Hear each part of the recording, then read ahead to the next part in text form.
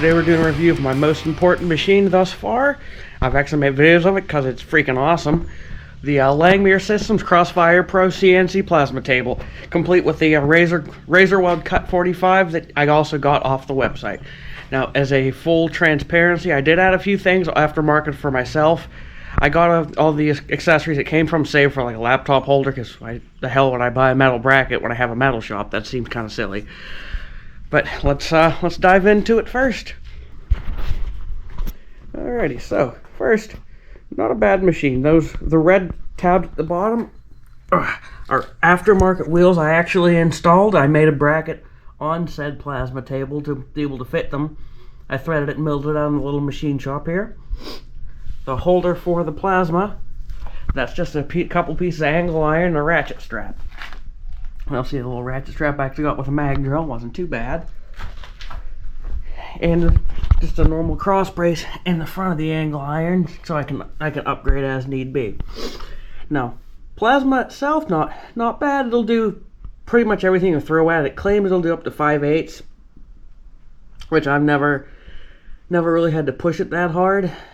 And I just always have it set on 45. I can, in the programs for the fire control, which if I was smart I would have got that up to show you guys, but you can set it pretty slow or pretty fast, like between 0 and 300 inches per minute feed rate, so you don't really need to do anything crazy as far as tinkering with your plasma controls or anything like that.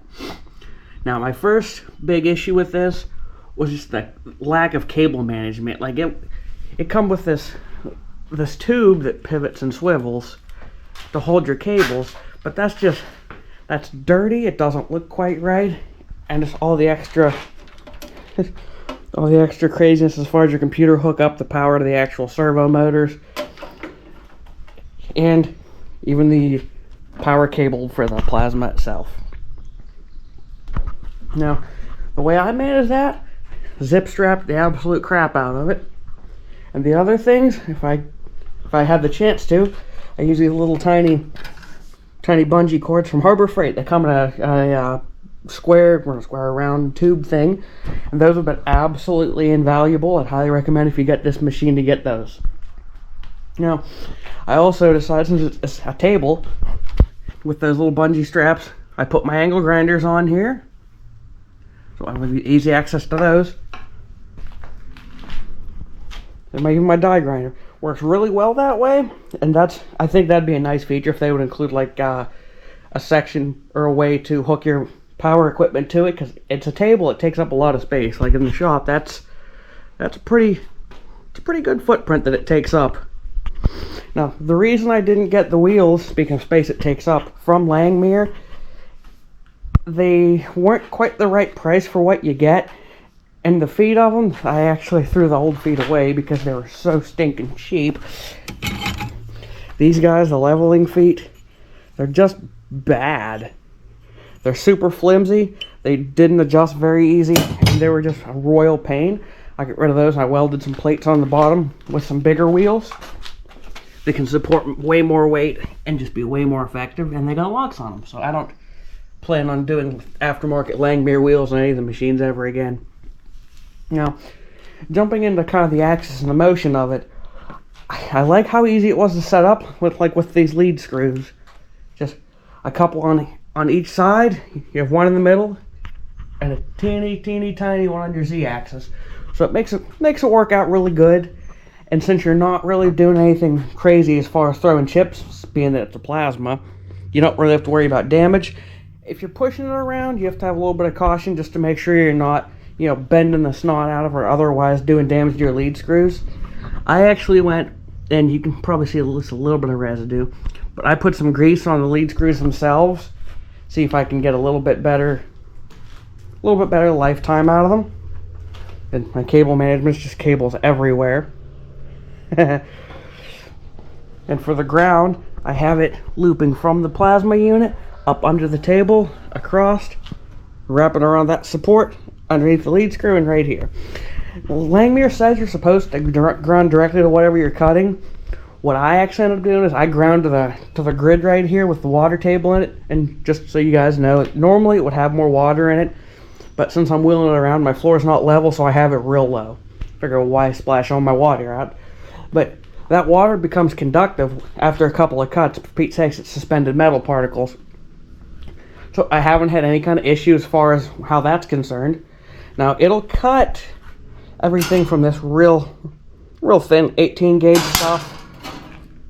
1/4 inch it'll cut no problem. This is actually a piece of alloy stainless. You'll never guess what I made from that. And you can get some good shapes out of it. And I made brackets for another machine, hint hint, with this machine too. Now, stepper motors, very easily accessed. You can change them out should they ever burn out, which I hope they don't. And it wasn't bad to get the actual mechanical aspect set up, but it was kind of a nightmare as far as the quality of parts that you actually end up getting with the kit. Like, for a precision machine, I shouldn't have any kind of bent metal when it first arrived. And that's not from over tightening it either. A lot of them arrive kind of crappy. The one arm, I want to say it was this guy over here. They sent me the wrong part, and all the holes are cut in a specific way. Seems like the little holes into there, where they can only line up one direction. And that's even got a dent in it as well, but I digress. But I had to actually take it to the machine shop and mill a few different parts to get it to work, because the machine, I think, is okay. The Langmuir shipping department seems like it's trash so far from the experience that I've had. And I'm sure if I'd reach out to them, they would have sent me the right part, but as long as I waited for this to arrive and what I paid in shipping, why the heck would I want to wait any longer?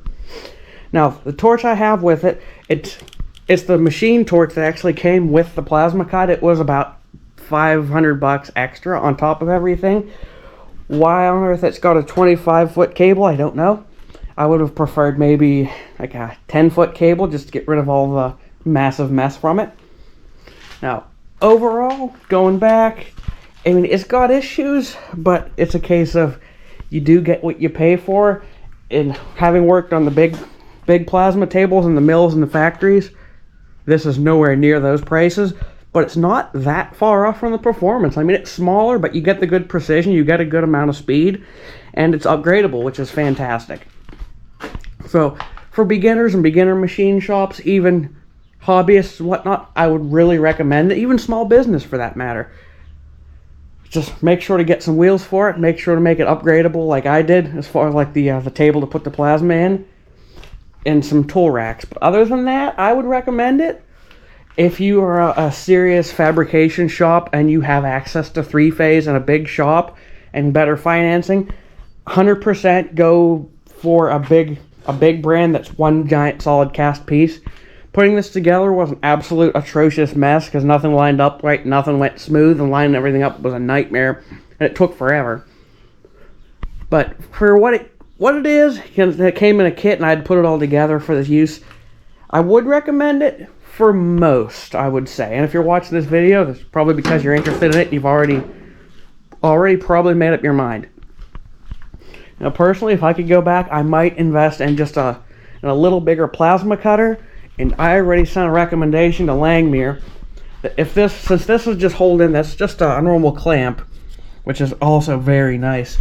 If there was a way to make this replaceable with your flame cutting head, so you could do the thick stuff. Because 5/8 is cool, unless you're machine shop focused, like what I kind of am. So that becomes a problem when you're big as you can do 5/8, and your mills run on 2-3 inch pieces. But overall, I'd say if I'd give it a star, I'd give it a 3 out of 5 for most. For hobbyists, a 5 out of 5. But for heavy industry, a 1 out of 5.